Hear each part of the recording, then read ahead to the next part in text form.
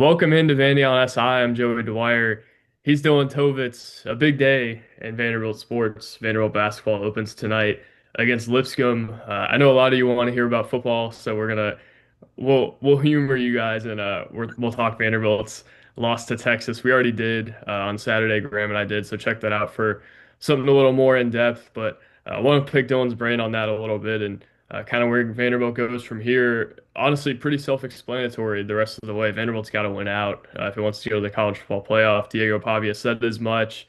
But Dylan, the standard has been raised the rest of the way. Margin for error almost non-existent after what happened Saturday. Certainly not Vanderbilt's best effort for the first half. Was closer to a blowout than a three-point game. But Vanderbilt fights back a little bit. Obviously, I think that's something for them to be proud of. But they are not a moral victory program, and we aren't evaluating them as such. Now, road a little bit more difficult, albeit not impossible. Yeah, absolutely. And it was, like you said, Joey, not the best showing. And I think for the first time really all season, you started to see, especially the defense looked fatigued. They looked tired.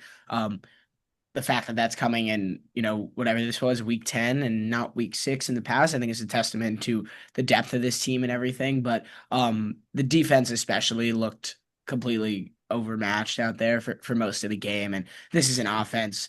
I mean, they made Arch Manning look really good. And Arch Manning is obviously he's a great player, but he hasn't been a great player for most of this season. And they made him look really good. And a lot of that was the tackling issues. And basically last week with Missouri, we talked about how like even Missouri with their backup quarterback were able to pretty much drive down the field against Vanderbilt's defense. It didn't end up mattering that much because they got the stops in the red zone when they needed them. This week they didn't really have the stops in the red zone, so it just felt like a completely, um, like they were giving Texas's offense everything they wanted, and it almost didn't even matter. As soon as Diego Pavia turned that ball over in the first quarter, it felt like Vanderbilt was it was going to be really, really hard for them to win that game because you could just tell Mhm. you were not getting much resistance at all from that defense. And I think it's that play. Obviously there was the first play, but the Pavia turnover was the real kind of I think turning point of that game where it kind of set in. And the truth is, Joey, I think um, if they win the turnover battle, Vanderbilt, I think they beat anyone in the country, which is maybe a crazy statement, but with the way that offense plays and has looked for most of the season, and um, I think they do. I think they at least can beat anyone in the country. So between the early turnover from Pavian, obviously he played a great game. 345 yards passing, three passing touchdowns, another rushing touchdown. He nearly single-handedly, with the help of Eli Stowers, willed that team back to victory and 21 unanswered points in the fourth quarter. So it was a good fight. But ultimately the defense has a lot to clean up. And like you said, Joey, they have to win out. And, Auburn is kind of a mess right now. They just lost 10-3 to Kentucky, obviously fired Hugh Freeze. They have Auburn at home, they have Kentucky at home, and then obviously, the big game would be at Tennessee, which would be a crazy game if Vanderbilt wins the next two. I mean, hard to Mhm. put into words what that game will be like if it's Vanderbilt at Tennessee for a chance to go to the college football playoffs. So, yeah, I mean, a lot to like on the offensive side. It was good to see them Pavia kind of find that rhythm again after maybe struggling a little bit against Missouri. It was really good to see Eli Stowers finally do his thing. I think, it sucks that it came in a loss, but we were waiting to see that kind of game for Stowers, and he showed he still has that in him. Um, a lot to clean up on defense though, Joey, going forward for sure.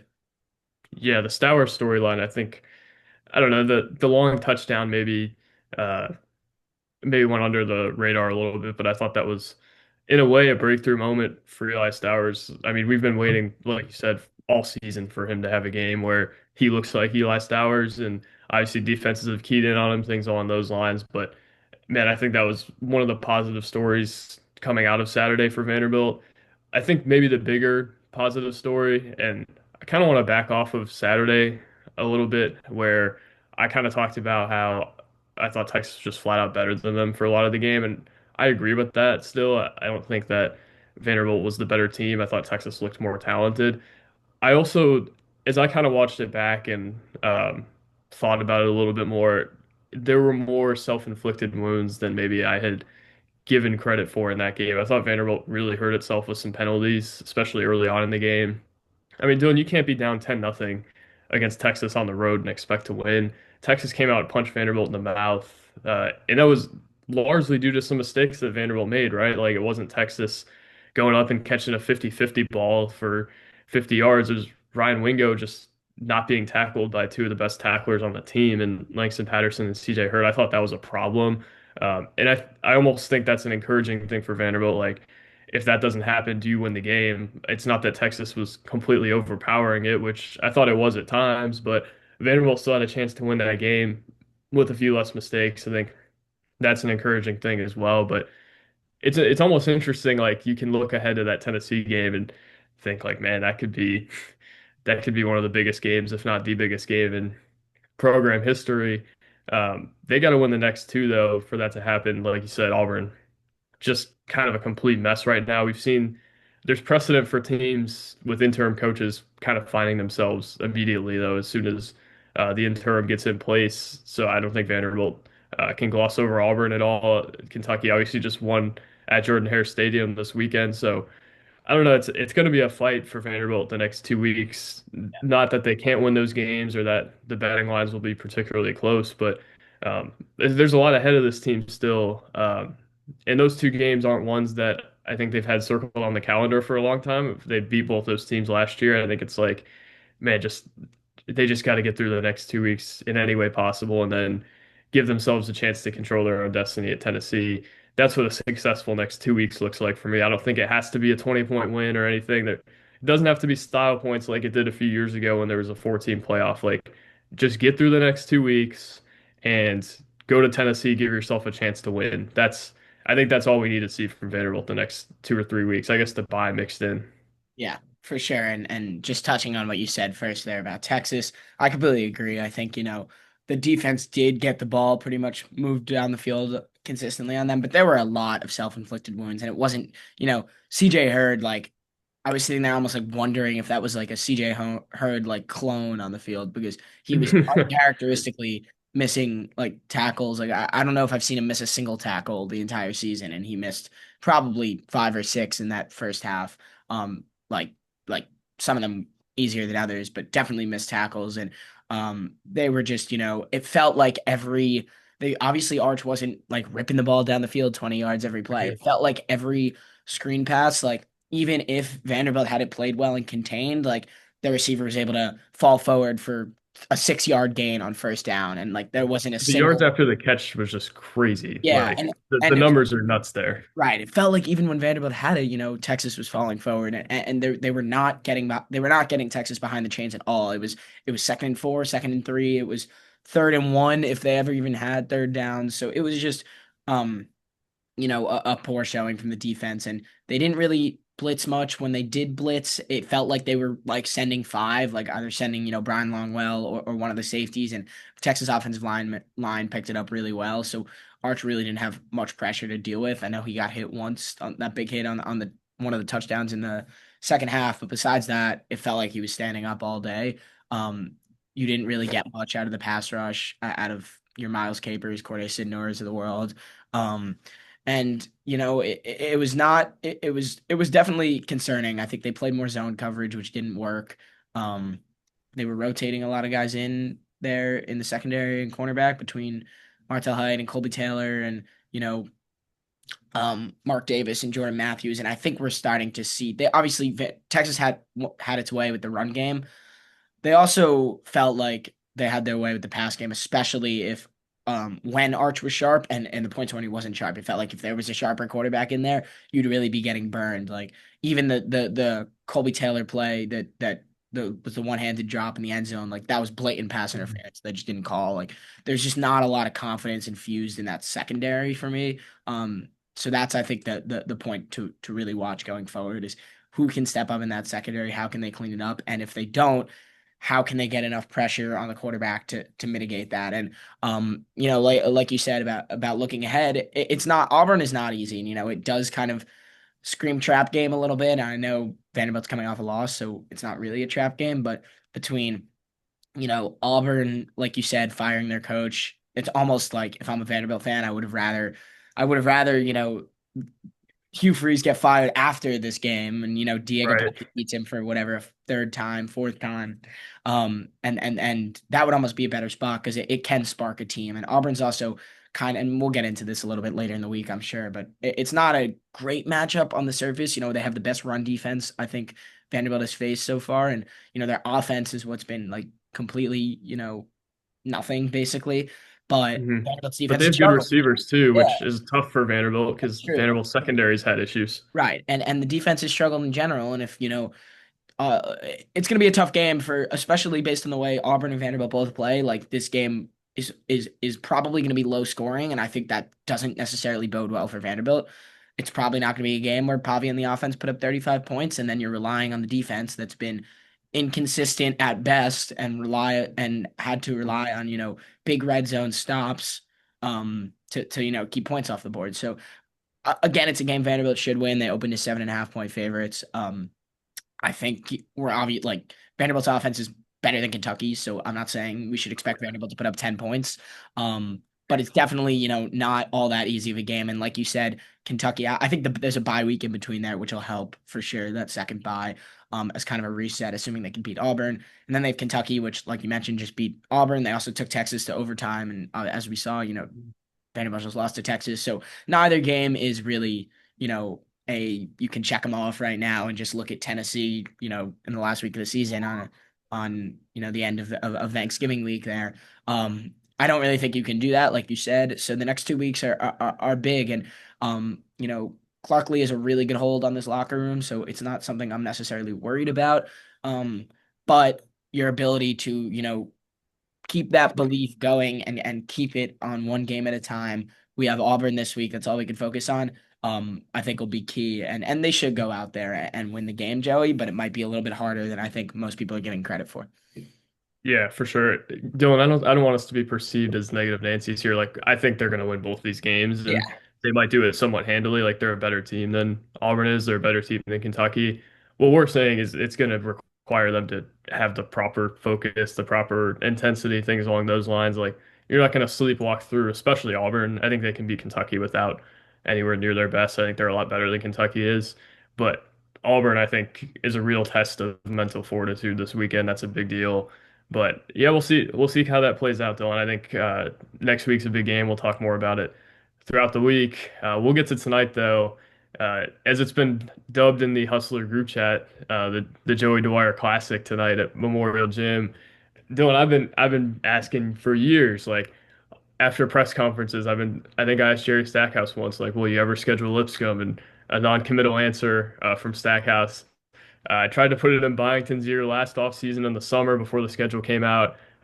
No dice there. Nobody wanted to play the Lenny Acuff Lipscomb teams. Now, finally, everybody is on board, and I think it's a big deal that these two teams are on the floor together. They haven't been on the floor since 2014. Vanderbilt has really separated itself over the years from the two mid-major schools in town, the three mid-major schools in town, including TSU. But finally, I think a celebration of a great basketball city. Honestly, both teams on the floor tonight. Vanderbilt is 28 or 25.5 point favorites. Lipscomb going to have to shoot it really well and keep Vanderbilt off the offensive glass to have a chance. But I think an interesting test tonight for Vanderbilt against a program that has been pretty successful. Vanderbilt's going to have the size advantage, the overall talent advantage, and I would think that it should be a game in which Vanderbilt wins somewhat significantly. But uh, I would never count Lipscomb out from competing with somebody. They beat Florida State on the road a few years ago, beat Louisville on the road a few years ago, did the same with Dayton. So a team that not a lot of people have wanted to schedule, they've had a really hard time getting by games. So I guess first and foremost, like Mark Byington deserves some credit for actually scheduling that game. Most coaches would not. Most Vanderbilt coaches have not in the past. yeah. And if you're wondering why Joey's a little extra smiley and perky today, he is. So big Joey Dwyer game We've tonight. got we've got St. Bonaventure and Bradley up in the other window right now. So Dylan, I don't know how much you'll be getting listened to right in the next few minutes. Yeah, this is the peak of Joey's year right here. But The yeah, Bonnies are finally back, Dylan. yeah. But it's yeah, it's a cool game, and I think it's a great way to kick off the season for both teams. And from a Vanderbilt perspective, I think the whole scene it's good on them for scheduling this and embracing that Nashville basketball scene. And Nashville is growing rapidly in the sports scene. It's not just Vanderbilt. It's becoming more and more of a destination city. So I think it's only a positive that this game is happening, and even more so a positive that it's starting off the season with this. So I think the game is going to be, it could be closer than we expect itself, but obviously Vanderbilt's a much better team. Like you mentioned, Joey, I mean, Lipscomb a lot better than me, but they could certainly stick around with Vanderbilt. But at the same time, the Commodores are coming out there first game of the season at home. You'd expect them to go, I would say, take care of business, Joey.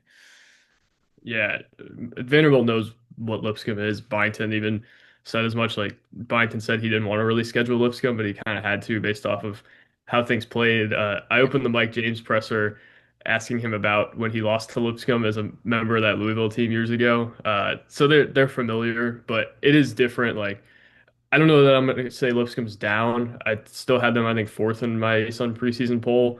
Uh, but also, like, it's year one under a brand new coach. They were the second to last job that got filled prior to some of the summer openings and some of the fall openings. So they had basically no time to build a roster. They're going to rely on some smaller guys who conventionally were not recruited to kind of carry the load here. And obviously it doesn't bode super well against Vanderbilt. I also think it's good for Vanderbilt, and maybe this is why the line is so big, is both teams want to run a lot. The resounding message I've got out of Lipscomb this year is they want to play really fast and faster than Lipscomb has played in the past. Obviously, we both know Mark Byington wants to run and he wants to play it fast as well. And I think that's the challenge for this team is can you run and can it maybe not be too fast? Because I think there is a point in which it can be too fast. I think I trust Frankie Collins to kind of right the ship there, and Tyler Tanner's obviously looked better. So I think that's the challenge for Vanderbilt that I had kind of pinpointed in the Virginia game too, is like, are they too intent on running early? Dylan, I do think though, and we've heard this from players and staff and press conferences, they seem to be coming together a little bit faster than maybe they even did last year. It feels like they kind of have a feel for each other. We know for sure they have a bunch of old guys who know how to play and have been given a lot of freedom.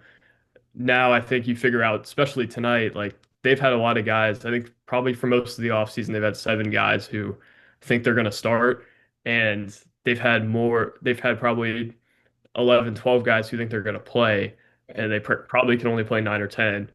Maybe tonight is when it starts to get cut a little bit, at least before the second half, when maybe Vanderbilt starts to pull away a little bit. Yeah, for sure. And I think your first point on playing fast, it's a good point because Vanderbilt, I think, generally speaking, wants to play fast, and Mark Byington's made that clear. However, playing fast generally leads to more volatility, a wider range of outcomes. So a game like Especially this, this time of year. right. So a game like this where Vanderbilt's supposed to win, there is definitely some value there in slowing the ball down. And like you said, Frankie Collins will be key for that and slowing down and, creating, possessions and running your play designs without just constantly, going up and down the court on breakaways on both sides of the ball. So I think that's definitely important for Vanderbilt to do. And, it's not something necessarily that they're going to want to do in every game. But if Lipscomb is, really trying to push the pace, it almost might be on Vanderbilt to slow it down a little bit. So yeah, that's kind of the first point of what I was saying, and I lost the second half of what you said. I don't remember now. Uh, well, I think we're gonna get an idea of what they have more in terms of starting lineup and things along those lines. Then one more thing on the pace thing, like that has the potential to go one of two ways, where Lipscomb can just make the game chaos and can get Vanderbilt sped up a little bit, which honestly I don't imagine happening. Also, though, like Vanderbilt having more possessions in that game could lead to a bigger margin. Yeah, they could absolutely run them out of the gym a lot easier as well. It's volatile on both Mhm. ends, but yeah. And then in Right. terms of in terms of the rotation and the depth, I think you are going to see a lot of guys play, especially if the game's not as close. I think that'll probably be a theme in non-con. I would honestly, I wouldn't be surprised if Byington still mixes up his starters to keep, like you mentioned, there's probably seven guys who want to start and think they're going to start. So I don't know necessarily about tonight who's going to start, but I wouldn't be surprised if, that's a constant shuffling of things. I think it's going to be a lot of experimentation with this team. Again, it's we talked about this a lot, Joey, but it's a team full of depth and full of efficient scorers, and it's not really clear necessarily who's going to emerge. While as last year, like you knew Jason Edwards and AJ Hogard were going to be your two go-to guys, and obviously Hogard didn't end up necessarily performing the way they wanted to, but it was like there was less things to question about that, about who's going to be the guy and who's going to be starting. You knew that you pretty much knew at least a couple of the other starters as well there. But and this year you're confident, Nickel, McLaughlin, probably Jalen Washington are going to be starting, but the two guard spots are definitely up in the air, and I think you'll see the first glimpse of it tonight. But I would expect some shuffling there as well, and I think a lot of guys, like I said, a lot of guys are going to get into this game. It is going to be interesting to see though who comes out, firing. I think Duke Miles had a couple really good scrimmages. He's getting a lot of, the more I've talked to people, the more I hear Duke Miles' name is, they think he can be the guy. He can be the Jason Edwards type scorer for this team. I would expect probably him to start at the two, but obviously Yeah. you probably have more intel there than I do. But um, I think he could have a big game, especially if this becomes tempo and they're pushing the pace a lot. And then at point guard, if it's Frankie Collins, um, seeing him, his impact on defense, I think is the first thing I want to look at because he's not. I don't think anyone's expecting him to be this high volume scorer, but his ability to basically play the AJ Hogard role better than AJ Hogard played the AJ Hogard role. Mm. To put it in those terms, I think will determine whether, because if he does that well, especially a team that has your Duke Miles, Tyler Nickel, who maybe aren't as great on defense, even Jalen Washington, more of a stretch five than necessarily a interior defender, having a big physical, like strong defender in there at point guard, I think might be more important than getting in a little bit more offense in the form of maybe Tyler Tanner, who's also really good on defense, but kind of in Mm. different ways, Joey. Yeah, I think the defense point is really good. And I talked to somebody yesterday around their program. They had an interesting point that honestly I hadn't really thought of about their defense. That I think they kind of want to play like Leonard Hamilton did at Florida State, where you've got all types of length all over the court. You've got a really physical, strong point of attack defender with Collins and Tanner, frankly. Both of them can really get into guys. I think they're going to generate a lot of turnovers. I think they're going to try to wreak a lot of havoc defensively. Jalen Washington, I think, is the key here. Like, can he block enough shots to make that defense playable? Like, can you really press out knowing that you have a defender back there that can really wreak some havoc around the rim? I don't know. But I think the goal for them, and I don't know that this is necessarily their goal, but it could be like, can you actually play like that team did, where you're pressing, you're trying to force a lot of turnovers, and we saw it at times last year. I don't know if they had the personnel to really do it last year. Now you have Tyler Harris, you have Duke Miles, and Mike James can really get out and get in the passing lanes a little bit. But yeah, I think they're going to be better defensively. I think they're certainly top half of the league defensively as well. I think that's a really encouraging thing if you're a Vanderbilt fan. We talked about kind of the high variance nature of this team. If they can defend and if they can get some points off turnovers like they did last year, I think that's a big deal as well. Dylan, before we get out of here, I want to go on record and give my starting lineup projection.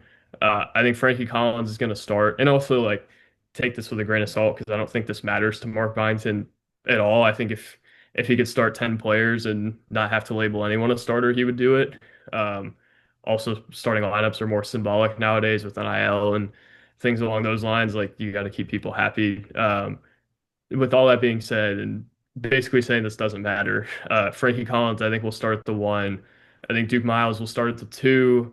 Um, I think Tyler Nickel will be the three, Devin McLaughlin the four, Jalen Washington the five. Nickel and McLaughlin, I think, are locks. I think Miles is close to a lock, and then Washington, I think, generally will start. Collins and Tanner are the closest.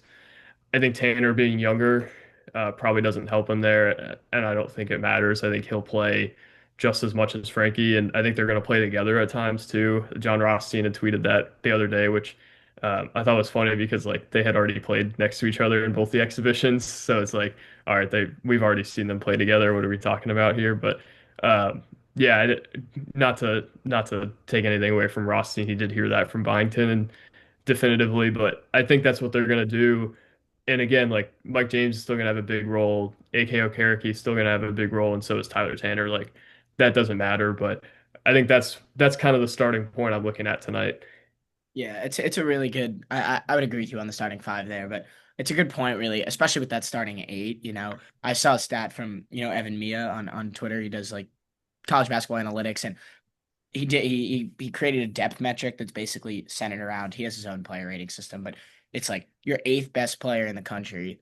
How good are they compared to other eighth best players in the country? And Vanderbilt was fourth in that ranking in the entire country. So, and I think Jalen Washington was his eighth ranked player based on the analytics, which I don't necessarily agree with, but the point still stands that like out of Mhm. the first eight, they have the lowest.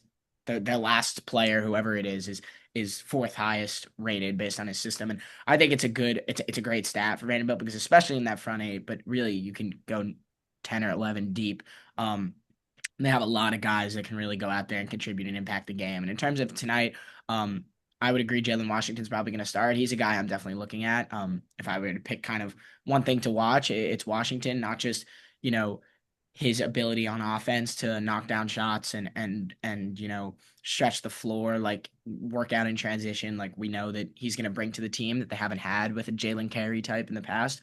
But I'm also looking at his defense. If he gets switched on to a guard, is he going to be able to? Is he quick enough to hold his own and not get completely blown by? And like you said before, Joey, can he block enough shots to keep that offense honest? Can he be that threat in the interior? Because if he can't, then you start to open up questions about like, hey, can we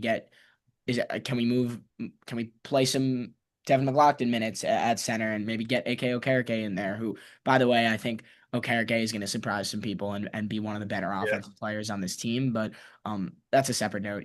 Can he yeah, be enough of a threat where you don't have to, worry about throwing Mason Nicholson in there every time you need a big stop? So I think that's going to be something to watch for, really generally, in all of non-conference. But um, that's what I would say. And yeah, it's an exciting start. It's good to have basketball back for sure. It'll be good to be back in Memorial Gym tonight. But yeah, Joey, any closing thoughts here? yeah. I think again a good celebration of national basketball to open the season. I think that's a bigger deal than maybe past Vanderbilt coaches have given credit for in the past. Like I think they should be playing Belmont and Lipscomb more than they do. They should be playing TSU.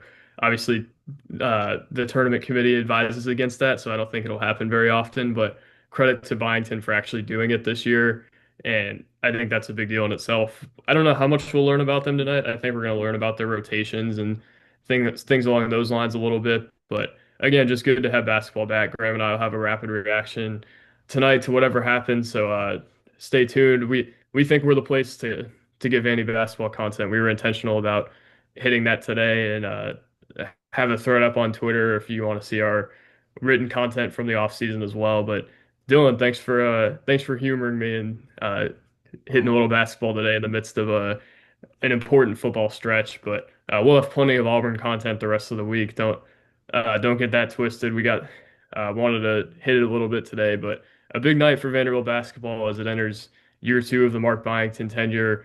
We'll really see kind of what they have tonight. So thank you guys for watching. God bless, and we'll talk soon. Peace.